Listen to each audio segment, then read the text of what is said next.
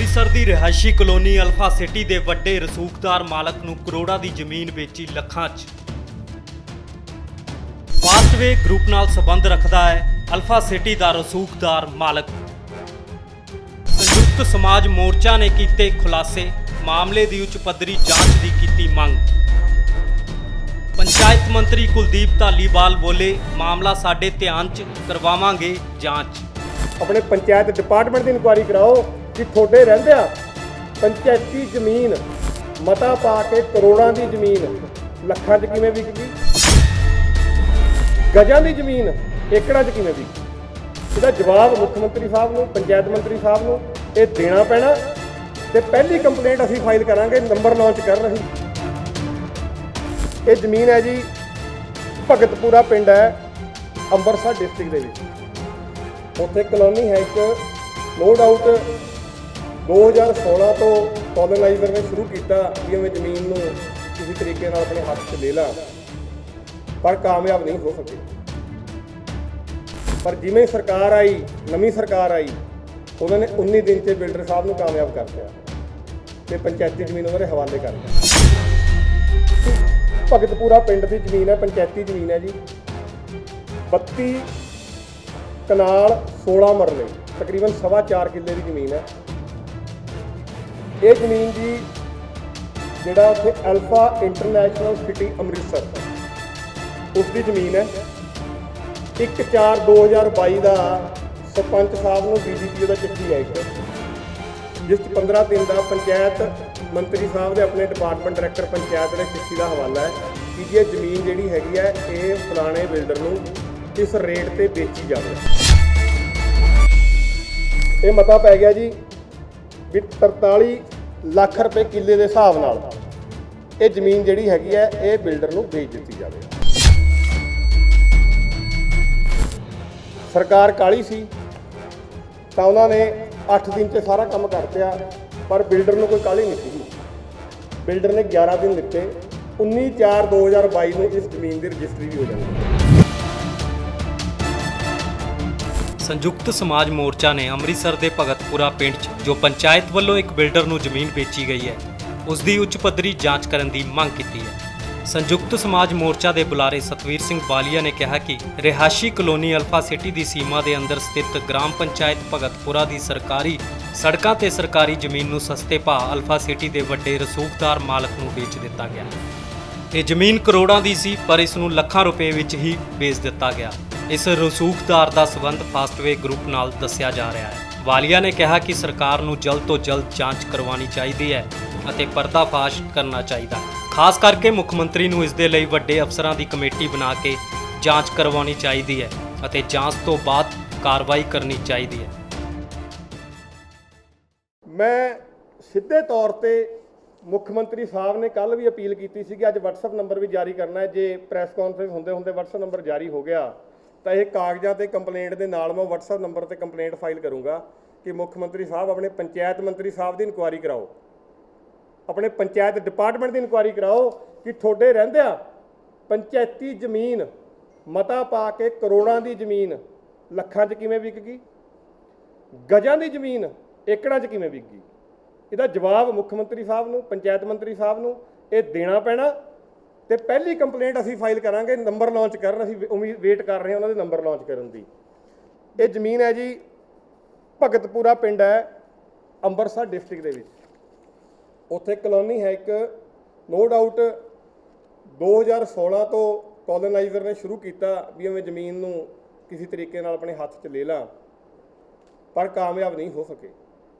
ਪਰ ਜਿਵੇਂ ਸਰਕਾਰ ਆਈ, ਨਵੀਂ ਸਰਕਾਰ ਆਈ, ਉਹਨਾਂ ਨੇ 19 ਦਿਨ 'ਚ ਬਿਲਡਰ ਸਾਹਿਬ ਨੂੰ ਕਾਮਯਾਬ ਕਰ ਦਿੱਤਾ ਤੇ ਪੰਚਾਇਤੀ ਜ਼ਮੀਨ ਉਹਨਾਂ ਦੇ ਹਵਾਲੇ ਕਰਤੀ। ਇਹ ਜੀ ਜਿਹੜੀ ਭਗਤਪੁਰਾ ਪਿੰਡ ਦੀ ਜ਼ਮੀਨ ਹੈ, ਪੰਚਾਇਤੀ ਜ਼ਮੀਨ ਹੈ ਜੀ, 32 ਕਨਾਲ 16 ਮਰਲੇ, ਤਕਰੀਬਨ 4.25 ਕਿੱਲੇ ਦੀ ਜ਼ਮੀਨ ਹੈ। ਇਹ ਜ਼ਮੀਨ ਜੀ ਜਿਹੜਾ ਉੱਥੇ ਅਲਫਾ ਇੰਟਰਨੈਸ਼ਨਲ ਸਿਟੀ ਅੰਮ੍ਰਿਤਸਰ ਉਸ ਦੀ ਜ਼ਮੀਨ ਹੈ।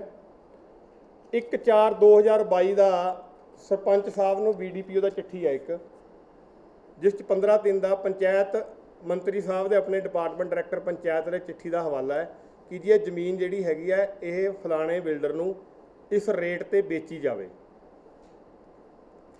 ਕੋਈ ਇਸ 'ਚ ਜਿਵੇਂ ਬਾਰ-ਬਾਰ ਕਹਿੰਦੇ ਗ੍ਰਾਮ ਸਭਾ ਬੁਲਾਵਾਂਗੇ, 26 ਜੂਨ ਨੂੰ ਬੁਲਾਉਣ ਜਾ ਰਹੇ हैं, ਗ੍ਰਾਮ ਸਭਾ ਕਰਾਂਗੇ, ਪਿੰਡ ਡਿਸਾਈਡ ਕਰੂਗਾ ਕੀ ਕਰਾਂਗੇ।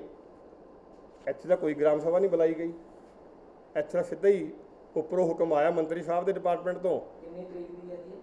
ਇਹ ਹੈਗੀ ਹੈ ਜੀ ਚਿੱਠੀ 1/4/2022 ਦੀ BDPO ਸਾਹਿਬ ਨੇ ਭੇਜੀ, ਜਿਹੜੀ ਪੰਚਾਇਤ ਨੂੰ ਭੇਜੀ ਪਿੰਡ ਦੀ ਨੂੰ। ਫਿਰ ਜੀ 8/4/2022 2016 ਤੋਂ ਲੈ ਕੇ ਜਿਹੜਾ ਕੰਮ ਸਪੀਡ 'ਚ ਨਹੀਂ ਹੋਇਆ ਉਹ ਦਿਨਾਂ 'ਚ ਹੋਣ ਲੱਗ ਗਿਆ। 8/4/2022 ਨੂੰ ਪਿੰਡ ਦੀ ਪੰਚਾਇਤ ਜਿਹੜੀ ਹੈ ਇੱਕ ਰੈਜੂਲੇਸ਼ਨ ਪਾਉਂਦੀ ਆ, ਉਸ 'ਚ ਪੰਚ ਸਰਪੰਚ ਜਿਹੜੇ ਆ, ਕੋਈ ਗ੍ਰਾਮ ਸਭਾ ਨਹੀਂ ਹੁੰਦੀ। ਮੈਂ ਦੁਬਾਰਾ ਰਿਪੀਟ ਕਰ ਰਿਹਾ, ਜਿਹੜਾ ਸਾਨੂੰ ਖਦਸ਼ਾ ਹੈ ਕਿ ਜਿਹੜੇ ਦੇਖੋ ਅਸੀਂ ਫਸਲਾਂ ਦੀ ਲੜਾਈ ਲੜੀ ਆਪਣੀ, ਕਿਤੇ ਅੰਬਾਨੀਆਂ ਅਦਾਨੀਆਂ ਕੋਲ ਸਾਡੀ ਫਸਲਾਂ ਨਾ ਚਲੀਆਂ ਜਾਣ, ਅਸੀਂ ਭੁੱਖੇ ਮਰ ਜਾਾਂਗੇ। ਪੰਜਾਬ ਨੂੰ ਮੈਂ ਦੱਸਣਾ ਚਾਹੁੰਦਾ ਹੁਣ ਅੱਗੇ ਜ਼ਮੀਨਾਂ ਦੀ ਲੜਾਈ ਸ਼ੁਰੂ ਹੋਣ ਵਾਲੀ ਹੈ। ਪੂਰੇ ਪੰਜਾਬ ਨੂੰ ਇਕਜੁੱਟ ਹੋ ਕੇ ਜ਼ਮੀਨ ਦੀ ਲੜਾਈ ਲੜਨੀ ਪੈਣੀ, ਕਿਉਂਕਿ ਸਰਕਾਰ ਨਹੀਂ ਦੱਸ ਰਹੀ ਕਿ ਪੰਚਾਇਤੀ ਜ਼ਮੀਨਾਂ ਛੜਾ ਤਾਂ ਰਹੇ ਹੈ, ਰੋਡ ਮੈਪ ਕੀ ਹੈ, ਉਹਦਾ ਕਰਨਾ ਕੀ ਹੈ, ਉਹਦੇ ਬਾਰੇ ਸਰਕਾਰ ਨੇ ਅੱਜ ਤੱਕ ਇੱਕ ਵਾਰ ਵੀ ਕਲੀਅਰ ਨਹੀਂ ਕੀਤਾ। ਮੈਂ ਤਾਂ ਕਹਿੰਦਾ ਜਿਹੜੇ ਪਿੰਡ 'ਚ ਪੰਚਾਇਤ ਦੀ ਜ਼ਮੀਨ ਛਡਾਉਣ ਜਾਣ ਤਾਂ ਉੱਥੇ ਪਹਿਲਾਂ ਇੱਕ ਵਾਰ ਮੰਤਰੀ ਸਾਹਿਬ ਨੂੰ ਪੁੱਛਣ ਵੀ ਤੁਸੀਂ ਜ਼ਮੀਨ ਦਾ ਹੁਣ ਕਰੋਗੇ ਕੀ ਐ ਦੱਸੋ, ਪਹਿਲਾਂ ਤਾਂ ਅਸੀਂ ਛੱਡਣ ਨੂੰ ਤਿਆਰ ਹੈ। ਉਹ ਤੋਂ ਬਾਅਦ ਇਹ ਮਤਾ ਪੈ ਗਿਆ ਜੀ ਵੀ 43 ਲੱਖ ਰੁਪਏ ਕਿੱਲੇ ਦੇ ਹਿਸਾਬ ਨਾਲ ਇਹ ਜ਼ਮੀਨ ਜਿਹੜੀ ਹੈਗੀ ਹੈ ਇਹ ਬਿਲਡਰ ਨੂੰ ਵੇਚ ਦਿੱਤੀ ਜਾਵੇ। ਸਰਕਾਰ ਕਾਲੀ ਸੀ ਤਾਂ ਉਹਨਾਂ ਨੇ 8 ਦਿਨ 'ਚ ਸਾਰਾ ਕੰਮ ਕਰਤਿਆ, ਪਰ ਬਿਲਡਰ ਨੂੰ ਕੋਈ ਕਾਲੀ ਨਹੀਂ ਸੀਗੀ।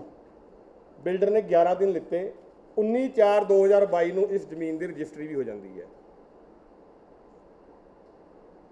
ਜੋ ਸਰਪੰਚ ਸਾਹਿਬ ਨੇ ਉੱਥੇ ਦੇ ਲੇਡੀ ਨੇ ਉਹਨਾਂ ਨੇ ਇਹਦੀ ਰਜਿਸਟਰੀ ਕਰਵਾਤੀ, ਬਿਲਡਰ ਸਾਹਿਬ ਨੇ ਰਜਿਸਟਰੀ ਕਰ ਲਈ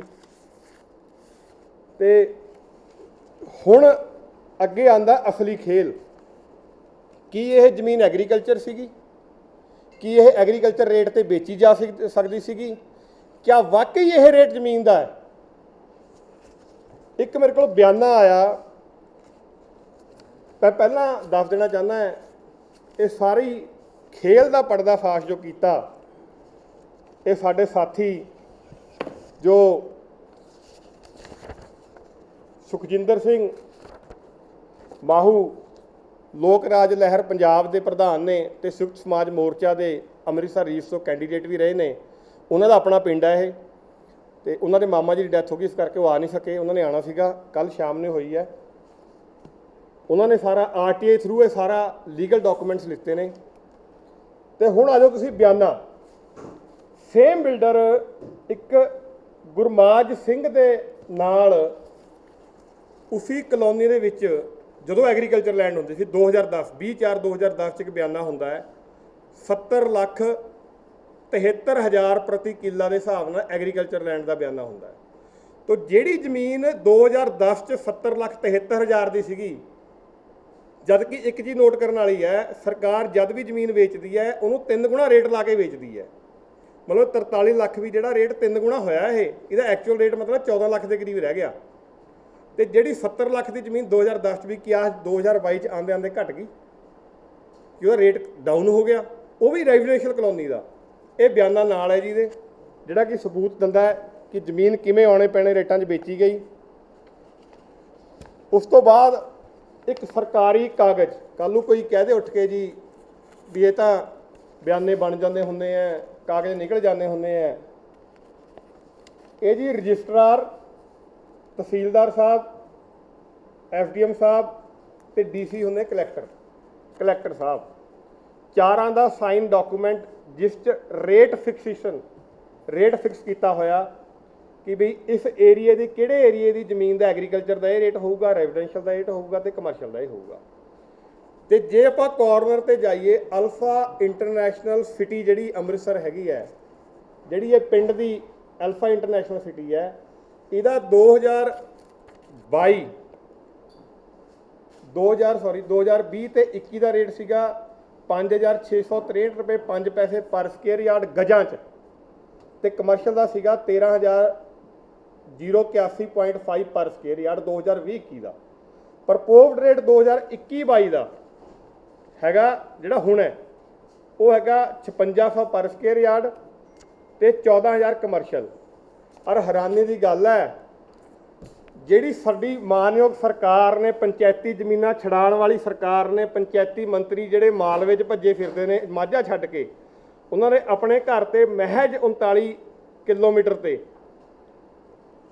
ਇਸ ਕਾਲਮ 'ਚ ਇਸ ਏਰੀਏ ਦੀ ਲੈਂਡ 'ਚ ਐਗਰੀਕਲਚਰ ਦਾ ਰੇਟ ਹੈ ਹੀ ਨਹੀਂ ਐਪਲੀਕੇਬਲ। ਇੱਥੇ ਸਿਰਫ ਔਰ ਸਿਰਫ ਕਮਰਸ਼ੀਅਲ ਤੇ ਰੈਜ਼ੀਡੈਂਸ਼ੀਅਲ ਰੇਟ ਲੱਗਦਾ ਹੈ।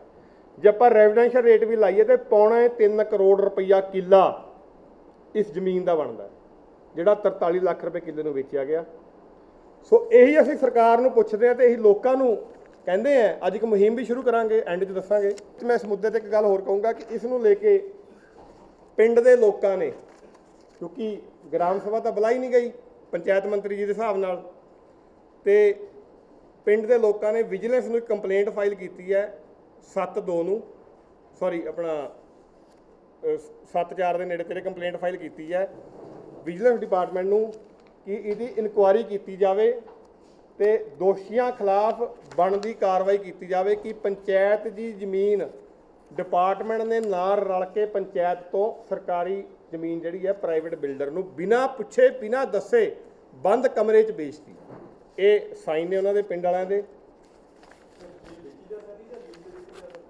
ਦੇਖੋ, ਪੰਚਾਇਤ ਚਾਹੇ ਜੇ ਜ਼ਮੀਨ ਵੇਚ ਵੀ ਸਕਦੀ ਹੈ, ਅਕੋਰਡਿੰਗ ਟੂ ਸਿਚੁਏਸ਼ਨ ਹੁੰਦਾ ਹੈ, ਪਰ ਉਹ ਅਪਰੂਵਲਸ ਲੈਣੀ ਪੈਂਦੀਆਂ ਪੰਚਾਇਤ ਮੰਤਰੀ, ਡਿਪਾਰਟਮੈਂਟ, ਫਿਰ ਸਾਰਾ ਪਰਮਿਸ਼ਨਾਂ ਤੋਂ ਬਾਅਦ ਸਾਰਾ ਕੁਝ ਹੋ ਸਕਦਾ ਹੈ।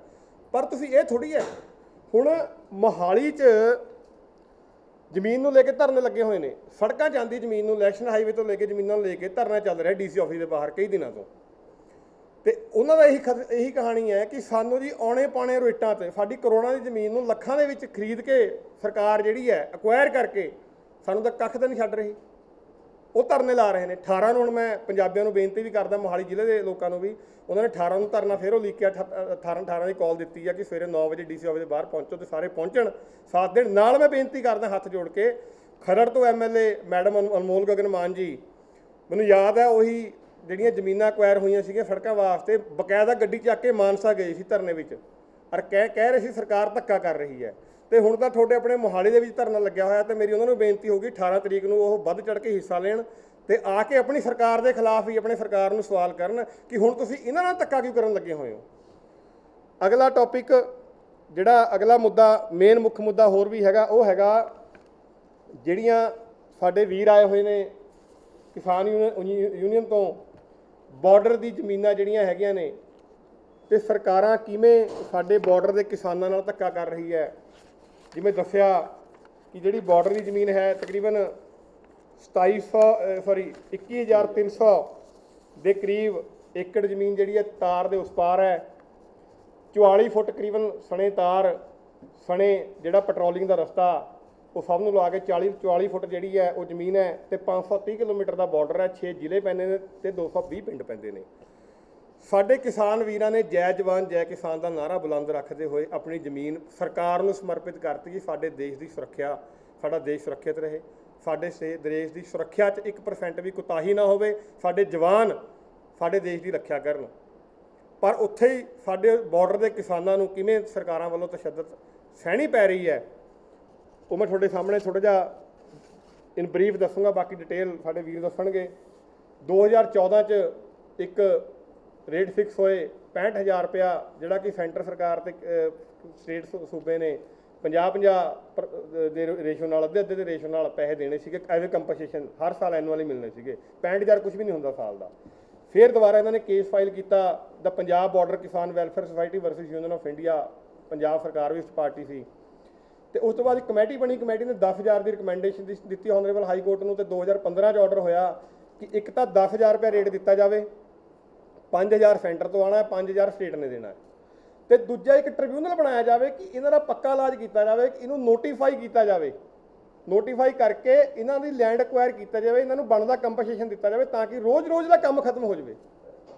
ਪਰ ਸਰਕਾਰਾਂ ਨੇ ਟ੍ਰਿਬਿਊਨਲ ਬਣਾ ਤੇ ਅੱਜ ਤੱਕ ਸ਼ਾਂਤ ਰਹੀਆਂ। ਉਧਰ ਇਸ ਪੂਰੇ ਮਾਮਲੇ ਤੇ ਪੰਚਾਇਤ ਮੰਤਰੀ ਕੁਲਦੀਪ ਸਿੰਘ ਧਾਲੀਵਾਲ ਦਾ ਕਹਿਣਾ ਹੈ ਕਿ ਮਾਮਲਾ ਉਹਨਾਂ ਦੇ ਧਿਆਨ 'ਚ ਹੈ ਅਤੇ ਇਸ ਦੀ ਜਾਂਚ ਕਰਵਾਈ ਜਾਵੇਗੀ। Bureau report, Dainik Savera TV. All world open challenge 17-टाइम गोल्ड मेडलिस्ट मियां रफीक मोहम्मद, पंडित, मौलवी, बेगम, तांत्रिक, इन्हां चोरा ठग्गां तो सावधान। स्पेशलिस्ट वशीकरण, सट्टा नंबर, लव मैरिज, पति पत्नी च अनबन, विदेश च पक्का होना, कारोबार दा ना चलना, सिर्फ 31 घंटियां विच समाधान। फ्री फ्री फ्री मियां रफीक मोहम्मद। मोबाइल 84 374 94 647, 84 374 94 648।